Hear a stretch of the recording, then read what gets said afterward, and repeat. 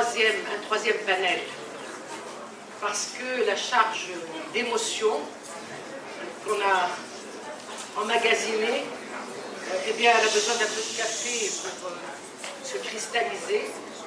Et je ne peux pas ne pas témoigner quand même d'un parcours que j'ai eu d'abord comme étudiante, avec certains de mes collègues et amis que je vois dans la salle, parce que nous avons été la première génération accueillant Mohamed Sharfi avec Habib Al-Ayed et Cécile Ben Halima quand ils sont rentrés de Paris en 64, 65.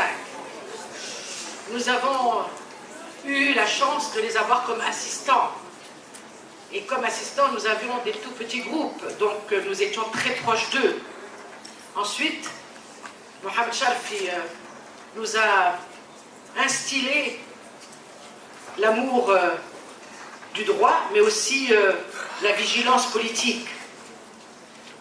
Et nous ne pouvions pas, jeunes étudiants, ne pas nous mobiliser avec lui, pour lui, quand il a été emprisonné. Mais nous étions aussi avec lui quand il est revenu de son doctorat. C'était un des premiers qui revenait avec une thèse. Et nous nous sentions obligés de la lire. Toutes les pages, nous avons lu. Et je crois que c'est quelque chose qui est très intéressant, parce que plus personne aujourd'hui ne lit les thèses que nous produisons. Même ceux qui la font. Mais exactement, surtout. Alors, et puis ensuite, il y a eu l'agrégation. Mais nous étions de l'autre côté, nous faisions un troisième cycle. Et nous étions les petits pieds et les petites mains qui ramassions et qui courions de la bibliothèque Pujas à droite, à gauche, pour ramener les livres. C'était les leçons de 24 heures. Et je ne peux pas, je ne pourrai jamais oublier la leçon d'agrégation. Le sujet, c'était frères et sœurs. Est-ce que vous imaginez? Frères et sœurs. Alors il a dû certainement parler de ce qui fâche beaucoup aujourd'hui et de ce qui est au cœur, en fait, pour moi, d'une deuxième étape dans les droits de l'homme. Parce que la première étape, finalement, c'était les droits civils, les droits politiques, la liberté, l'égalité en général, la citoyenneté. Mais le cœur, en vérité, aujourd'hui, ce qui est en face de nous, et ce qu'on doit affronter, c'est nous-mêmes. Qu'est-ce que ça veut dire être musulman aujourd'hui? Est-ce qu'on peut être musulman aujourd'hui et être comme je suis, pour l'égalité absolue dans le partage, dans l'héritage, même si on n'hérite de rien? Est-ce que cela marche ensemble? Est-ce qu'on peut être croyant, musulman, non pratiquant, musulman et pratiquant et croyant, et pourtant être pour l'égalité dans l'héritage?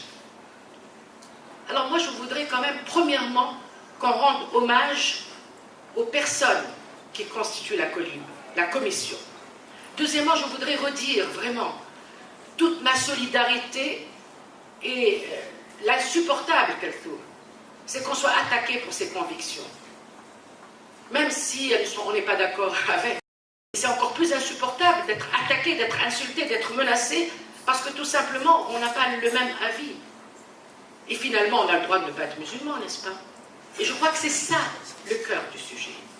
Est-ce que la Tunisie, article 1er de la Constitution, permet à des Tunisiens nés musulmans de ne pas être musulmans? Est-ce que l'islam nous le permet? L'islam d'aujourd'hui.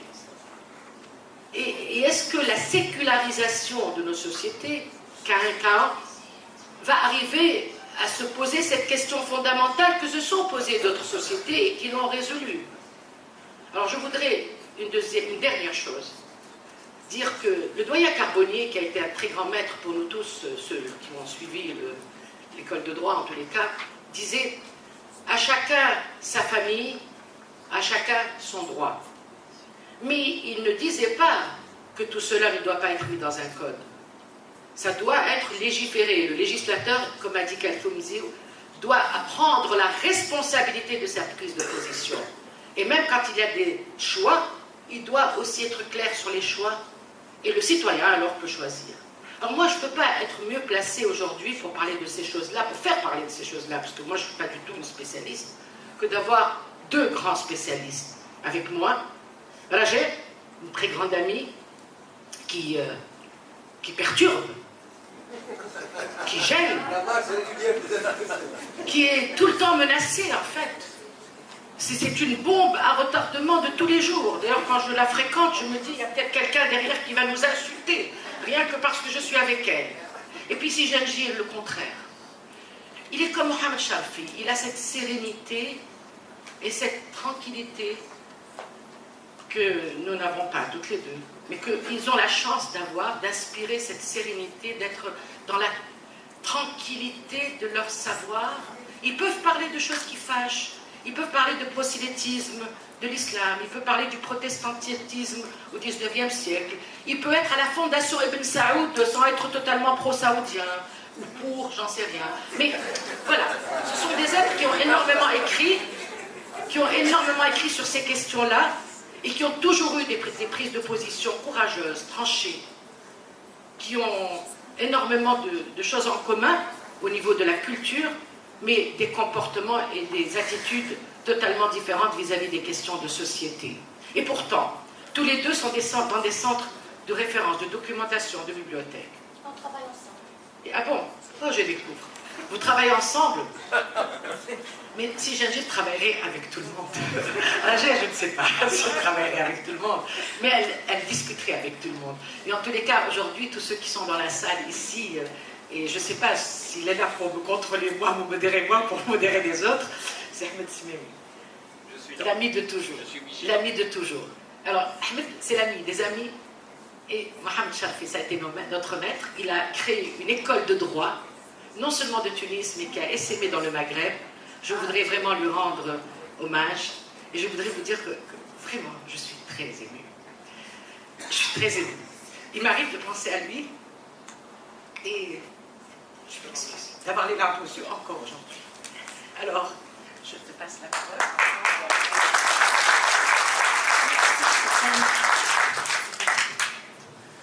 Alors, je vous épargne mon introduction, je vais tout droit au but, faute de temps. Dans un entretien qui a précédé sa mort, qui a donc une valeur testamentaire, Jacques Derrida a évoqué la question des Lumières en la déplaçant du côté de l'islam.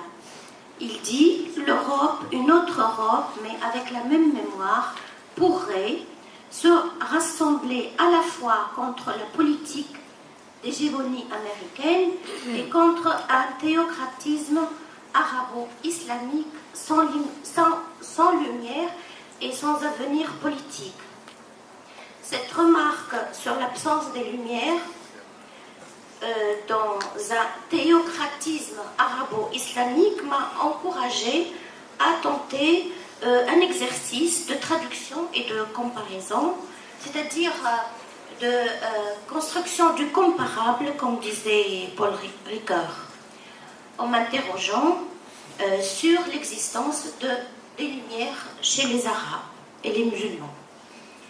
Les Arabes ont-ils connu ou méconnu les Lumières, ou bien ont-ils inventé leur propre expérience des Lumières?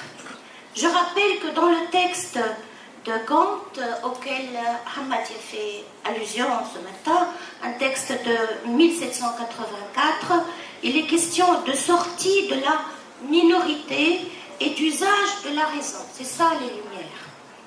Qu'est-ce que les Lumières? Kant répond la sortie de l'homme de sa minorité dont il est lui-même responsable. Je n'ai pas le temps de lire toute la citation.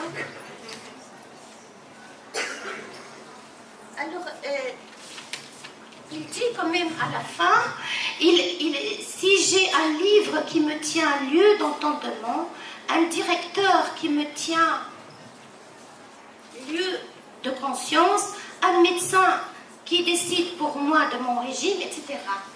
C'est une attitude de soumission qui est contraire à l'idée des Lumières chez Kant. La première hypothèse que j'aimerais avancer ici et que dans le monde arabe et chez les réformateurs des 19e et 20e siècles, ce n'est pas cette idée de sortie de la minorité qui a primé, mais celle de l'éveil et de la sortie du sommet, si l'on peut dire. D'ailleurs, je ne me rappelle pas avoir rencontré cette conception ancienne chez les auteurs arabes que j'ai lus. On évoque évidemment la Cité des Lumières, Paris, ou bien la métaphore de la lumière comme étant la métaphore du savoir. Mais pour exprimer la nouvelle situation du musulman, de l'islam ou de la nation arabo-islamique, c'est le paradigme de l'éveil qui domine jusqu'aujourd'hui, et pour cause, on verra. Nahda, Sahwa, Yaqza, Ba'ath, etc. Ce qu'on remarque dans ce paradigme, c'est la prédominance d'une action verticale d'un être biologique se réveillant de son sommeil, se levant ou se dressant. On voit clairement que cette image, ce paradigme a d'identitaire, de biologique et d'essentialiste. Qu'est-ce que ça veut dire? Ça veut dire que le sujet, le même sujet, il se lève, il se dresse, il se réveille, mais il ne devient pas autre. Il sort du sommet, mais il ne sort pas de la situation de minorité. C'est ce qui a d'ailleurs facilité la récupération de ce vocabulaire dans une perspective identitaire et fondamentaliste, ne faisant valoir que la logique du même. Par exemple, la Nahda en Tunisie, mouvement fondamentaliste, mais qui épouse donc ce vocable désignant au début cette situation, l'évolution de l'islam. Sahwa aussi, en Arabie Saoudite, dans les années 90, c'était un mouvement plus intégriste que le wahhabisme officiel. Cela veut-il dire que les Arabes modernes n'ont pas connu, ne connaissent pas l'expérience de liberté et d'affranchissement similaire à l'idée des Lumières? Non, évidemment.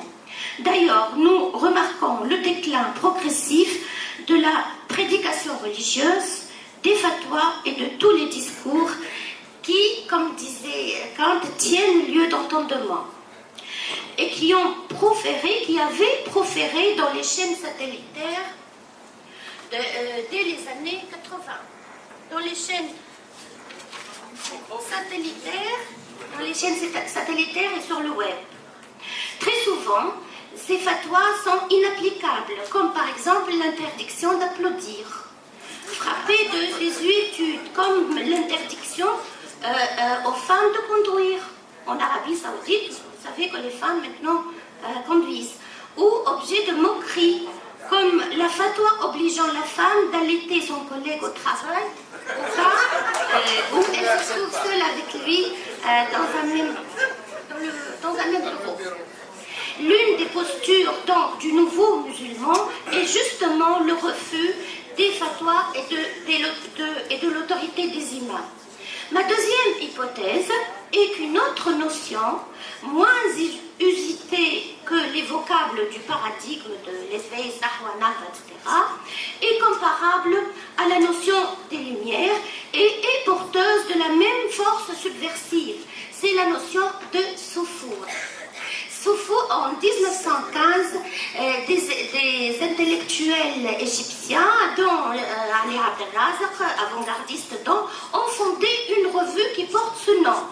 Et Soufour est un mot, je le montre dans mon texte, j'ai pas le temps de le lire. Non, je peux te donner le nom, mais ça sera 10 minutes quand même. Alors, c'est un mot très beau, qui signifie, qui est lié à l'idée de voyage, de découverte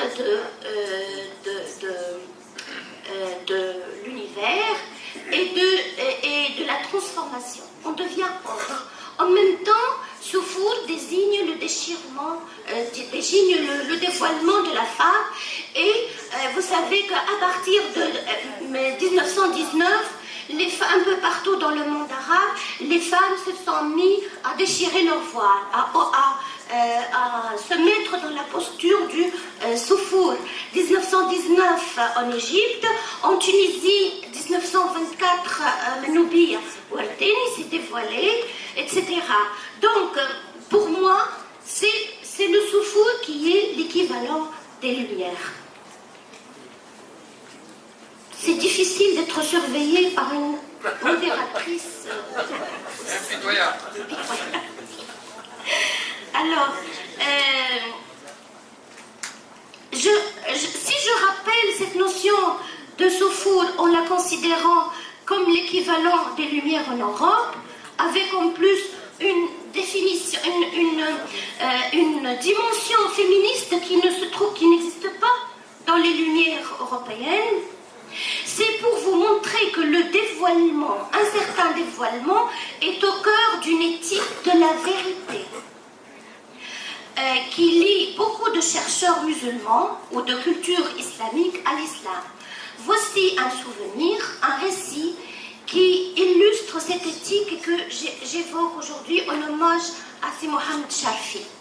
Je suis tombée à l'âge de 19 ou 20 ans sur un petit texte de Si Mohamed Sharfi.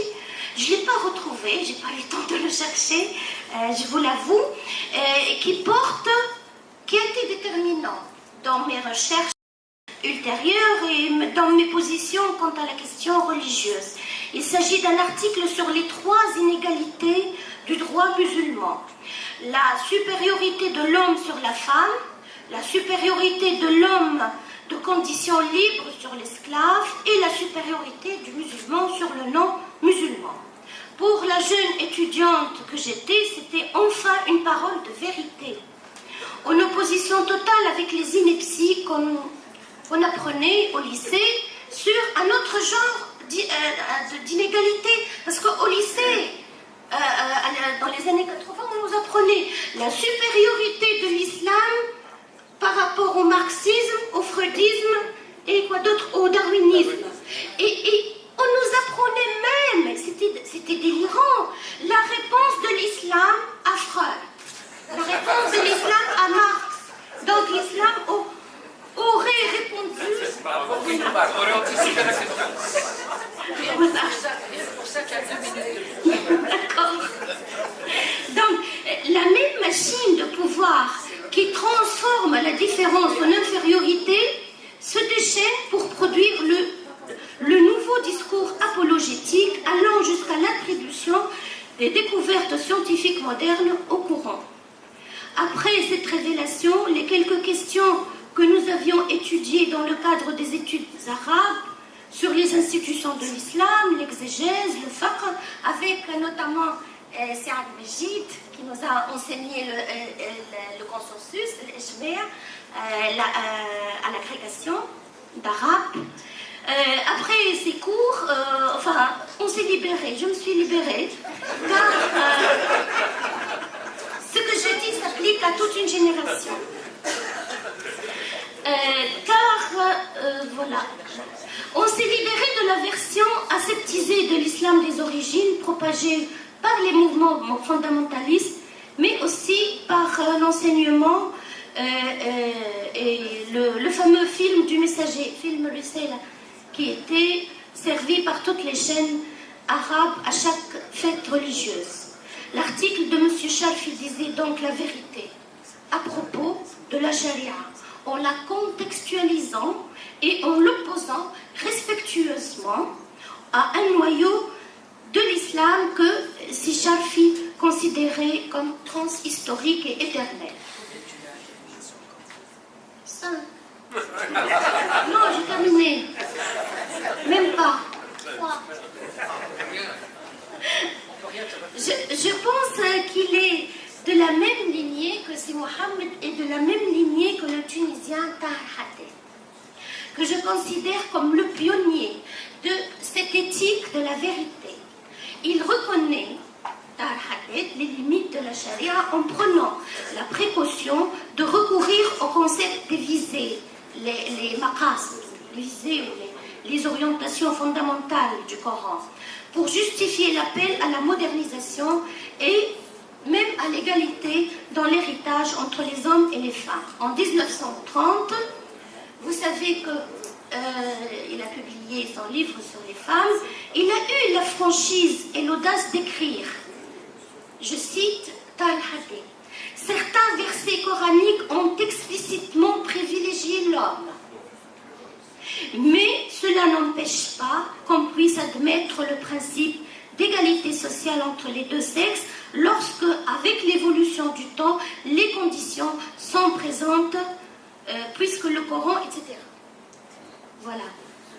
Face à cette éthique de la vérité, il y a le déni et la mystification, que je n'admets pas, c'est ma démarche aussi, je n'admets pas qu'on dise, qu'on monte et qu'on dise, qu'on raconte des mensonges, qu'on dise par exemple que le Coran considère la femme égale à l'homme.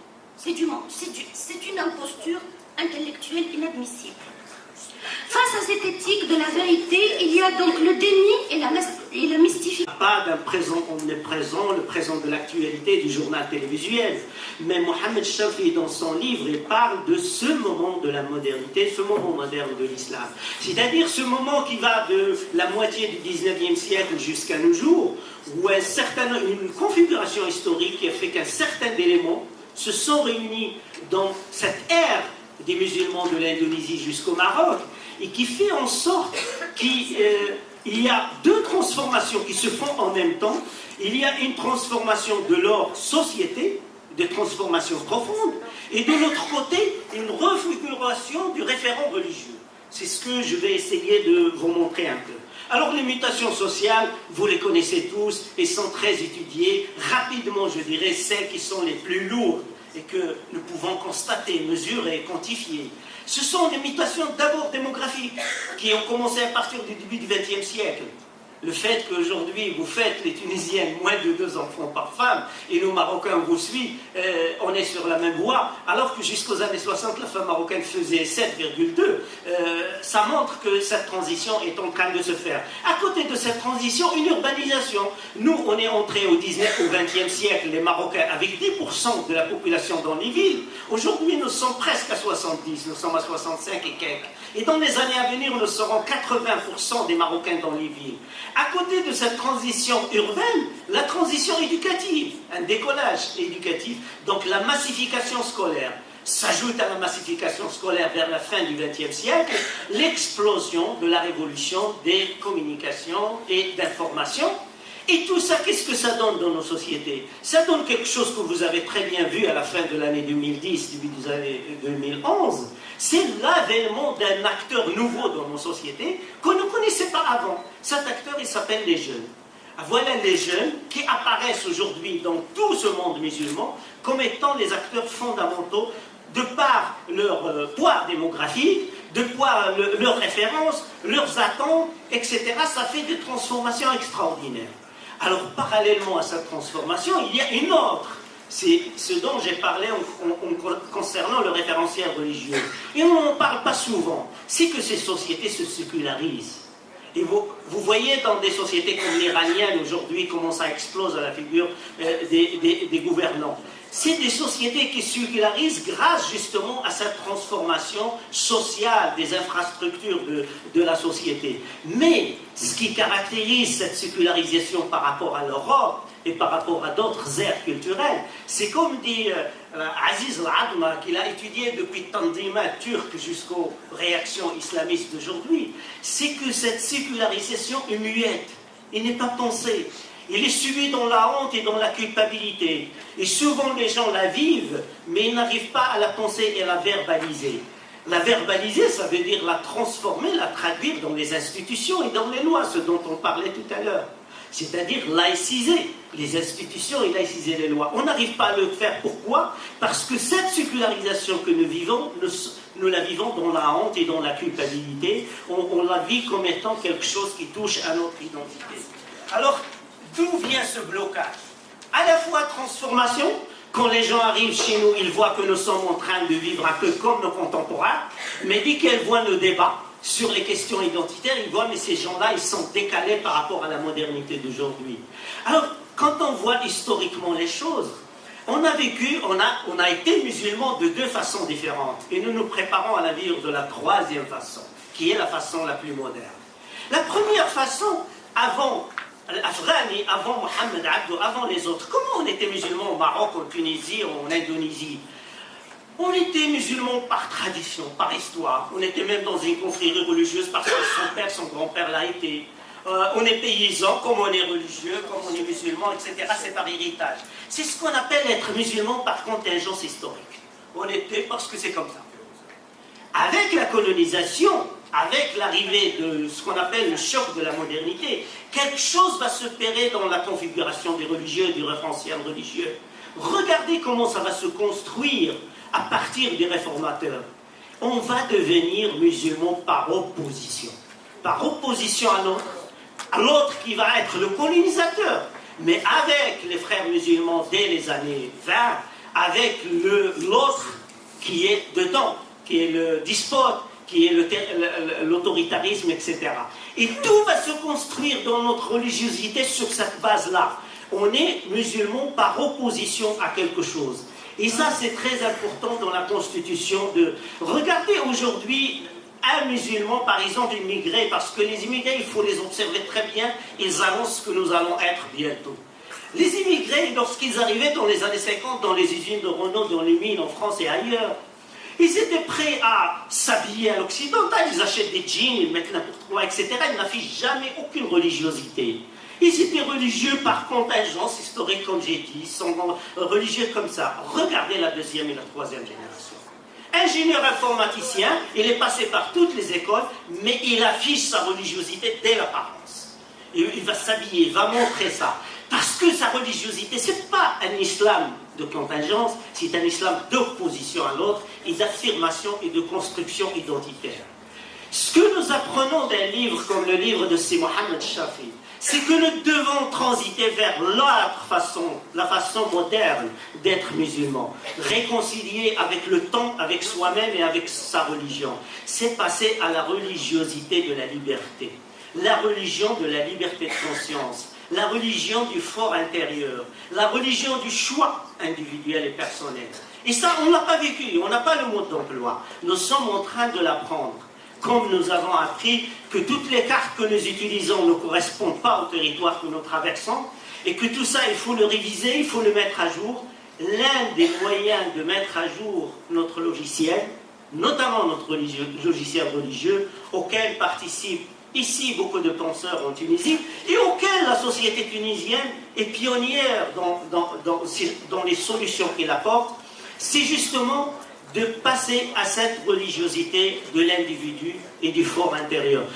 Il a besoin d'infrastructures lourdes, ça a besoin de conformer cette sécularisation avec une laïcisation des institutions, c'est-à-dire traduire ce qui nous arrive dans nos lois et dans les institutions, une révolution éducative, laquelle a été associée et initiée par Si Mohamed Shafi, et aussi sur le plan de la libération démocratique, les droits de l'homme, et donc l'islam de liberté qui va venir pour supplanter les autres formes d'islam que nous avons vécues, aussi bien l'islam de contingence historique que l'islam d'opposition. C'est cet islam que nous sommes aujourd'hui en train de préparer. Et merci infiniment. Merci.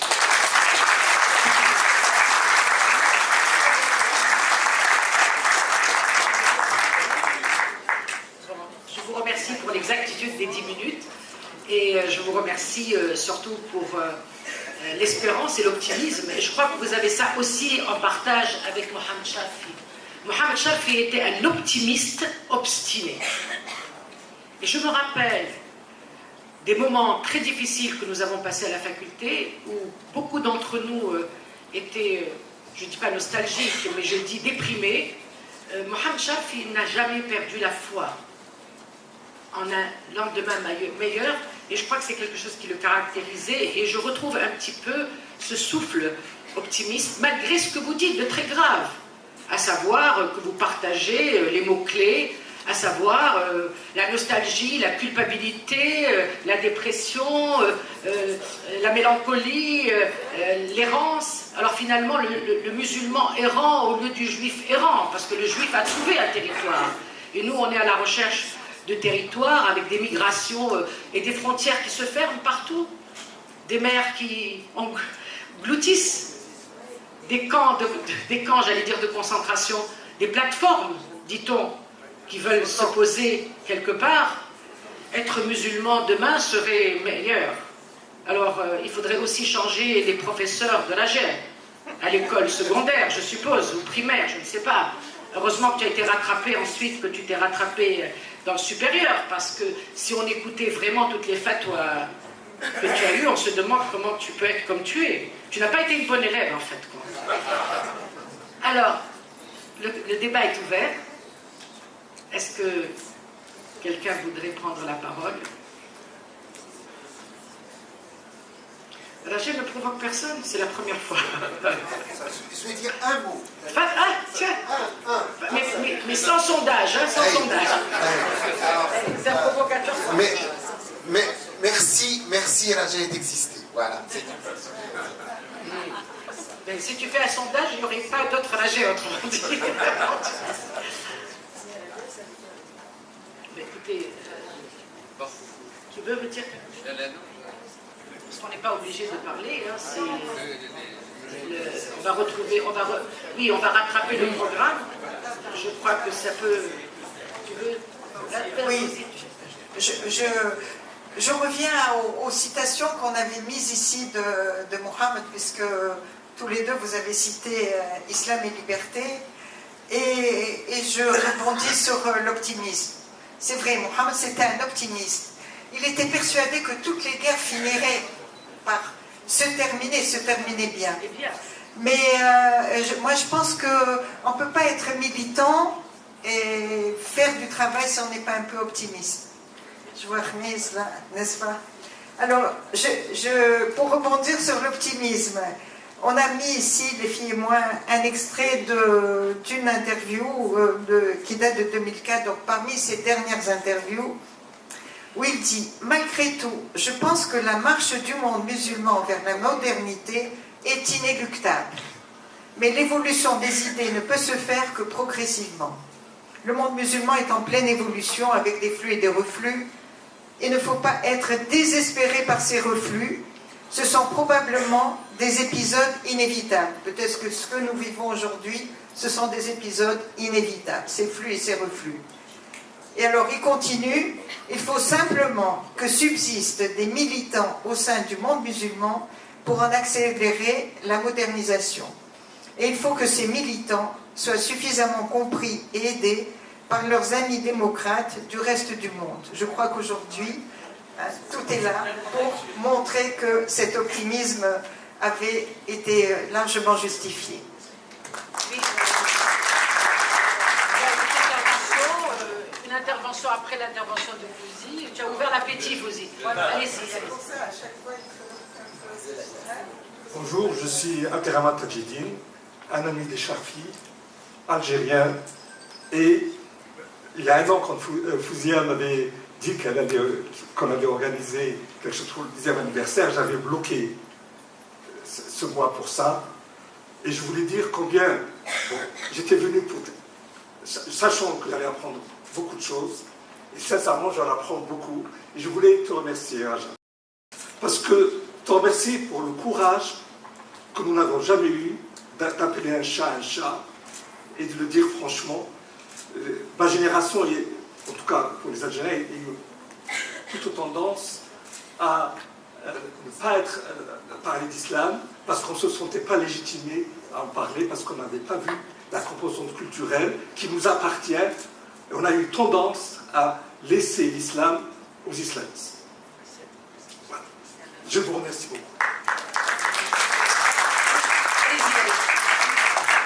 Allez-y. Alors, une troisième et dernière, peut-être. Bonjour. Narmen Ferry, je suis aussi un produit de Si Mohammed en grande partie. Je voulais aussi remercier Sirajeh pour cette façon de... excusez-moi.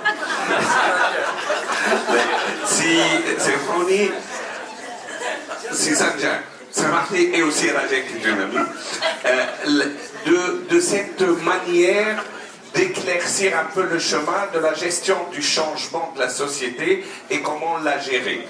Comment commencer à mettre des plans de moyen à long terme pour passer de l'islam des traditions et de l'islam de l'opposition vers l'islam où il n'y a pas de vérité absolue, l'islam de l'individu, et que comment how to embed, comment on intériorise cette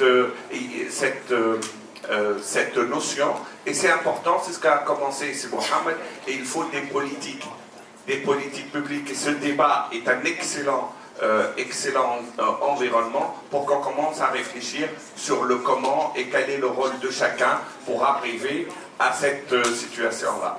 Merci encore. Alors, je crois qu'il y avait une dernière. Il y avait... Non. Alors, on arrête, c'est très bien. Merci beaucoup à tout le monde.